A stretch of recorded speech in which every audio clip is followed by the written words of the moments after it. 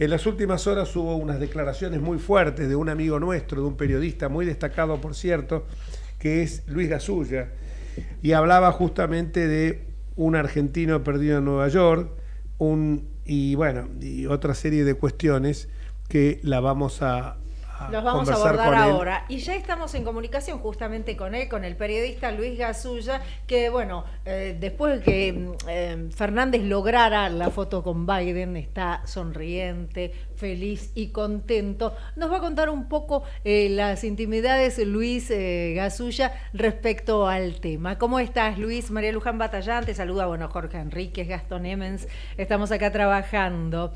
Y bueno, una de las cosas que nos pareció muy graciosa que parafrasearas a una película, ¿no? Un argentino en este caso perdido en Nueva York. Hola Jorge, Gastón, María Luján, ¿cómo están todos? ¿Qué tal? ¿Cómo Gracias te va? por el llamado. Es que es la sensación que nos deja un presidente que después de 3 años logra un encuentro bilateral con Joe Biden, que hay que ver cuáles son los resultados exactamente, una visita que no le importa prácticamente a nadie, y en el medio, un país en el que ustedes han sido testigos de las respuestas que ha dado el jefe de gabinete que le echó la culpa al campo del inicio de la violencia política en la Argentina, que le echó la culpa a múltiples razones para entender la inflación, y siempre que aparece el fantasma del pero Macri, pero la sequía, pero la guerra, pero el COVID, pero la pandemia. Pero después Nunca del se encargó de renunciamiento del pero Macri, me parece que ya no funciona.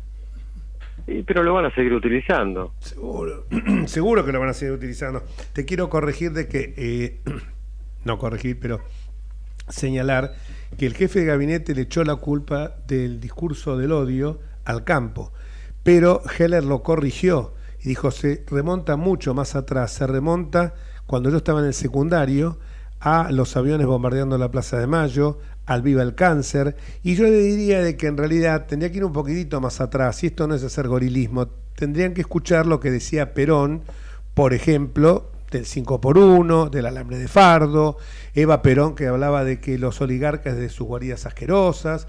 Entonces, si vamos a recordar la historia, no tiene que ser más semipléjica, tiene que ser una historia total. Y en esa historia total hay que tomar en cuenta esos factores. Y sobre todo no sigan hablando más de las AFJP, porque hay un discurso que hemos rescatado del Perón del 73, donde Perón decía que no podían ser estatales los fondos de las jubilaciones y pensiones, que tenían que ser administrados por los propios beneficiarios de ellos, ni no por el Estado. No, absolutamente. Ellos son expertos en la victimización, reinventan la historia o la acomodan la historia según sus propios beneficios, para justificar el relato en el que son víctimas siempre de poderes internacionales, de la justicia, de Comodoro Pro, como lo llaman, de los grandes medios, del periodismo, de la oposición, de Macri. Y en ese contexto, mientras que Alberto Fernández está tratando de someterse, lograr obtener algún beneficio económico, alguna cuestión que le sirva a su gobierno para poder llegar al final del mandato en los Estados Unidos, Cristina empieza a tuitear y vincular a Norteamérica con los copitos. No, es de cuarta. Y aparte, responderle nada más ni nada menos que a un senador que si la tiene re clara en los Estados Unidos es Ted Cruz, responderle de que la quieren proscribir en Estados Unidos. Señora CFK, usted no es candidata en Estados Unidos. Es delirante. ¿Cómo tomaste lo de el renunciamiento de Mauricio Macri? Mira, el que dice que lo sabía, o por lo menos que sabía que iba a grabar ese video el fin de semana pasado, está faltando la verdad, porque la verdad que sorprendió a periodistas. Nosotros ese fin de semana íbamos a tener a Macri en la cornisa y no lo sabía nadie. Sí se sabía, yo me acuerdo que el año pasado habíamos dicho en radio que a Macri lo habían ido a visitar algún empresario para ver dónde colocaban sus acciones, a quién financiaban, si a Horacio Rodríguez Larreta o a Patricia Bullrich, y Macri, me consta, les contestó: por ahora ninguno, esperen a fines de marzo y les daré la respuesta. Y efectivamente algo pasó a fines de marzo y fue esto. Por el bien de la Argentina, no por el bien de un partido político, por el bien de la Argentina, esperemos que sea algo beneficioso para Juntos por el Cambio, porque si Juntos por el Cambio llega debilitado a la próxima elección, no le va a ir bien a la Argentina. Y esto no significa que yo desee que gane Juntos por el Cambio, en absoluto. Simplemente deseo que haya una oposición fuerte, y me parece que es la opción más fuerte de las que aparecen en el arco opositor, porque pocos hoy le preguntan, cuando da las entrevistas Javier Milei, antes de que se enoje o se enfurezca con el periodista que le hace la consulta, cómo va a gobernar él teniendo minoría absoluta en ambas cámaras o teniendo escaso poder de territorio en intendencias, gobernaciones y demás. O sea, yo creo que lo más interesante para el futuro de la Argentina es que haya realmente una alternancia, y en ese sentido me parece que está más preparado para volver a tener una oportunidad de gobernar el país un candidato de Juntos por el Cambio que un salvador mesiánico. Desde ya, es también muy latente lo que se está notando que creó este renunciamiento de Macri, porque desde el Frente de Todos están desesperados. Las barbaridades que están a muchos que se les terminan la caja, profiriendo en todos los medios de comunicación. No hablemos de este personaje siniestro que es Grabois y demás, y todos los personajes, Beli Boni y todos ellos, digo, están muy nerviosos, porque en realidad el problema de ellos es que se les termina la caja. Van a tener que ir a laburar, muchachos. No existe más los avisos de Clarín, está LinkedIn. Yo les digo, suban el currículum porque van a tener que trabajar. Y un problema que más les preocupa es que van a deambular por los pasillos de Comodoro Pi. Y esto no es venganza, es los tiempos de la justicia. Hay muchas causas abiertas, hay muchas denuncias. Alberto Fernández, que tanto se ha llenado la boca en decir yo no robé, yo soy honesto, yo creo que va a tener más problemas con la justicia, Alberto, que Cristina Fernández de Kirchner. Cristina ya sabemos que está condenada, que seguramente va a pasarla muy mal con la causa Cuadernos y con Otesur Los Sauces. Alberto Fernández va a tener que dar explicaciones tarde o temprano por los convenios y los contratos que firmó con las grandes empresas de laboratorios en Argentina para traer las vacunas, y que no los han podido mostrar esos contratos. Va a tener que explicar algunas cuestiones también de la obra pública durante su gestión. No existió un Lázaro Báez, pero existieron pequeños Lázaro Báez en la provincia de Buenos Aires a través del manejo de las cooperativas y de los movimientos sociales, que no han explicado dónde y cómo realizaron la obra pública que les dio a mansalva fondos el Estado argentino. Ellos se la pasan diciendo que construyeron 100.000 casas. Los invito a recorrer la Argentina. No existen 100.000 casas construidas por este gobierno, ni tampoco la obra pública que dicen haber hecho. Las rutas las han dejado abandonadas, y ellos saben, y por eso están nerviosos, sobre todo los Grabois, porque son los dirigentes sociales los que van a tener problemas con la justicia. De hecho, ya hay varias denuncias y causas abiertas que están involucrados, desde Emilio Pérsico hasta la corriente clasista y combativa, pasando por el Chino Navarro. Sí, el nerviosismo de Grabois lo llevó a insultar a la periodista Cristina Pérez, y uno está dando cuenta que está totalmente desencajado, fuera de sí, no tiene filtro. Es más, creo que, no sé si está tomando alguna sustancia bastante alucinógena, porque tiene unas reacciones que no son de una persona que está en sus cabales. El hecho, en Lago Escondido estaba claramente borracho, como deambulaba por la propiedad de Joe Lewis y como después los corrieron. Pero lo que pasa es que, por eso Macri, yo entiendo que su rol de líder, de orientador, de constructor de equipos y de consenso va a ser imprescindible, y sobre todo, digo, en esta nueva etapa. Por eso digo que el suyo no es un paso al costado, sino que es un paso adelante en la dirección de un futuro esperanza. Y es importante esto, porque Macri está machacando permanentemente que hay que decir la verdad, que hay que actuar con toda celeridad y con la mayor energía, sin indicar por quién se inclina, pero claramente de los competidores que hay hoy dentro del espacio serán todos muy buenos, pero la que tiene esas cualidades es Patricia Bullrich, de trabajar. Y entonces creo que en ese sentido, cuando él dice el cambio, somos el cambio, no somos nada, es tal cual. Y está anticipando respecto a lo que vos decíamos recién de Grabois, de Chino Navarro, etcétera, está anticipando que no va a ser fácil. Por eso este momento no va a ser para tibios, no van a ser 14 toneladas, van a ser cientos de toneladas. No sé vos cómo lo ves eso. Sí, absolutamente. Ya de diciembre del 2023 va a ser muy complicado. Hay que esperar que este gobierno pueda entregar en tiempo y forma los atributos al próximo presidente. La situación económica es muy delicada. No sé hasta cuándo la sociedad argentina va a poder soportar 6-7 puntos de inflación. Es posible que la inflación de marzo esté más cerca de los 7 o 8 puntos que de los 6. Y se aleja cada vez más la meta de la inflación que había pronosticado Sergio Massa, de llegar a puntos y una inflación anual de 60 puntos, algo que se va a ver duplicada en el 2023, más cerca del doble de los 60 que de los 60 en sí.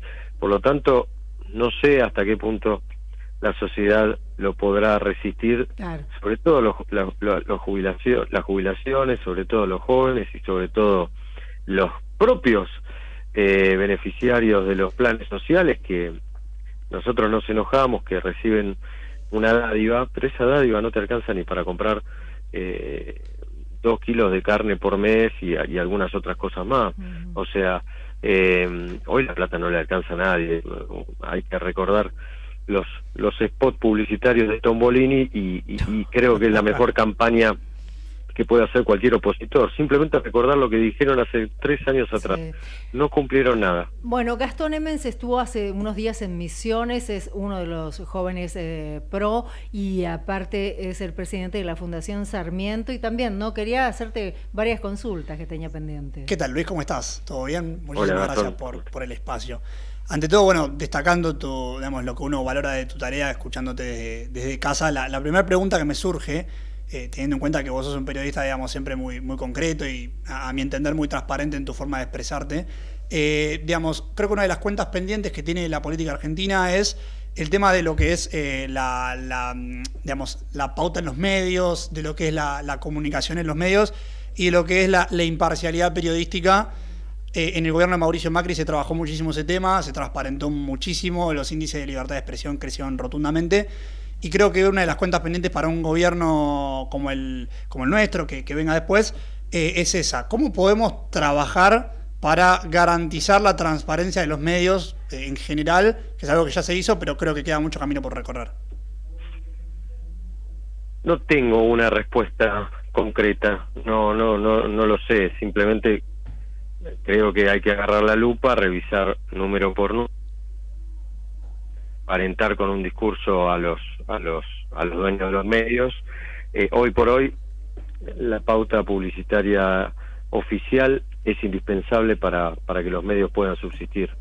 No hay pauta publicitaria privada importante en la Argentina, no hay un mercado tan grande y en un momento de recesión económica, a ver, también está la discusión, bueno, ¿por qué tiene que subsidiar el Estado a los medios de comunicación? Bueno,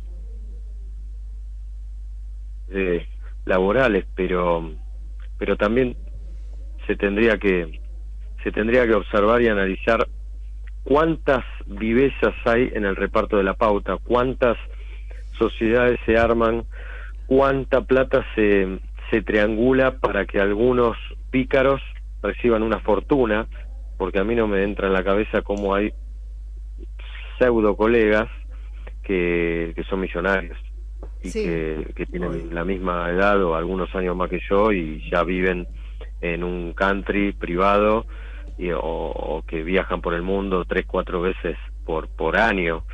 No me cierra. No, hay mucha plata que viene de la política, mucho sobre que financia el subsidio, que financia al periodismo o al mal llamado periodismo, y también hay mucho periodismo extorsivo, que eso también hay que en algún momento blanquearlo, o sea, no me das pauta, bueno, hablo mal de vos. Bueno, Eso ocurrió, sí. disculpame, eso Eso lo ocurrió. inventó desde los años 90. Neustar fue, con todo lo que puedo reivindicar a Bernardo Neustar, que hay cosas que hay que reivindicarlos. En el tema del manejo de la pauta y de cómo conseguirla, también fue un maestro de lo bueno y de lo malo, ¿no? Seguro. No, lo que yo te decía es el tema de la pauta estaba regulado durante nuestro gobierno, que la pauta fuera equitativa con independencia de las voces a las que estuviera destinada. Quizás a lo mejor fue medio mezquino el gobierno nuestro, pero yo entiendo que la pauta no es solamente una canonjía que da el Estado, sino que es a cambio de la prestación de transmitir las políticas públicas. Entonces yo creo que lo hacen todos los gobiernos y me parece que está bien.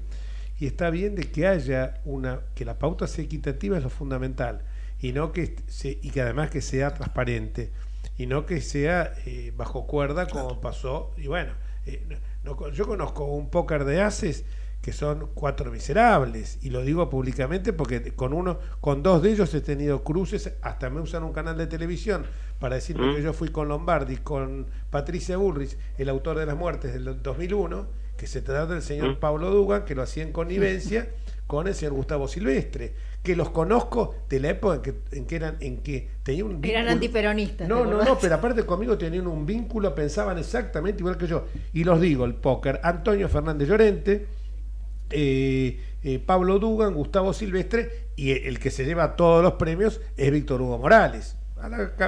Parejito con Pablo Dugan, ¿no? Le saca algunos cuerpos a los otros también están en el top 5, ¿no? Por ahora son top 4, pero no, hay varios. Hernán Brienza, bueno, pero Hernán Brienza siempre vivió Bueno, pero lo importante de todo esto es que nosotros, que tenemos una gran relación con Uruguay, nos reclaman el mate, nos reclaman a Gardel, el nacimiento de Gardel, nos reclaman un montón de cosas, pero no nos reclaman a Víctor Hugo Morales. Muchachos, se los entregamos, por favor.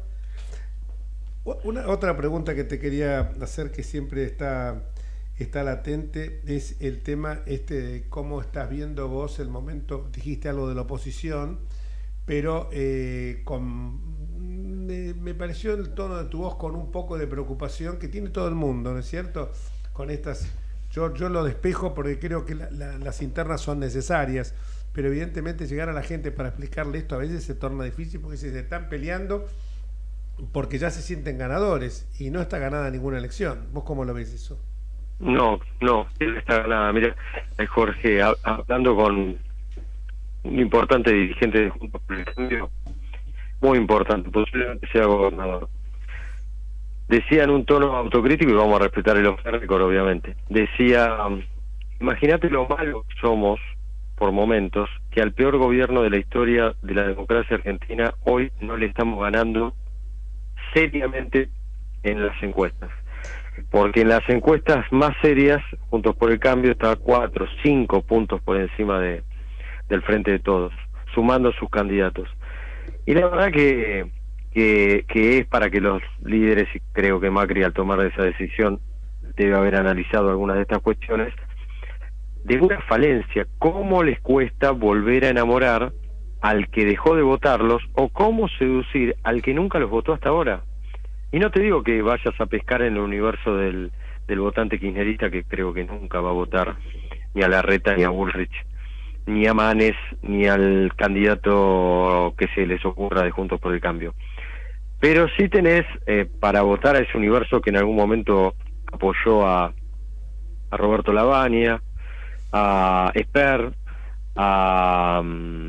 y que hoy están votando a Javier Milei, sobre todo jóvenes. Es cierto. Creo que se tiene que buscar algunas caras distintas, caras nuevas, y cambiar el discurso en algunos puntos, o generar alguna expectativa y promesas, porque vos podés hacer un gran diagnóstico de lo que pasa en la Argentina, lo podemos hacer todos, pero faltan como las las soluciones y el proyecto de hacia dónde vamos. Claro. Sí, Eso es lo eso me importante. parece que es lo más contundente que uno puede pensar, porque realmente es así. Parece mentira. Está bien que, y no con esto no me quiero autocomplacer, está bien de que el núcleo duro del kirchnerismo llega a extremos de fanatismo, y está bien que en 20 de las 24 provincias que vienen hace unos cuantos años con reelecciones indefinidas, lo que manda ahí es el empleo público. Tiene un caso de Infran paradigmático, Zamora en Santiago del Estero y así en distintos lados, que uno, no lo digo yo para no generar una autocrítica en mi espacio, pero también esto ayuda porque hemos sabido despertar en la gente el amor al trabajo, la competencia sana, y esto se da en todos los órdenes, porque también se da con los empresarios. Si no, no tendríamos, Luis, 70 empresarios que declararon como arrepentidos en la causa de los cuadernos. Esto también Sí, pero sí, absolutamente, Jorge. Pero, mira, con conocimiento de causa en provincias como Formosa o Chaco, el PRO, por ejemplo, en Chaco, no ha logrado constituir una figura importante ya en 8 años. Ahí hay una interna muy fuerte en el que el PRO no se puede ver con el radicalismo. El radicalismo no ha tenido ahí nuevas figuras. No puede ser que no tengan una figura unida que le pueda pelear cabeza a cabeza a Jorge Capitanich, que debe ser uno de los peores representantes de los gobernadores en la Argentina.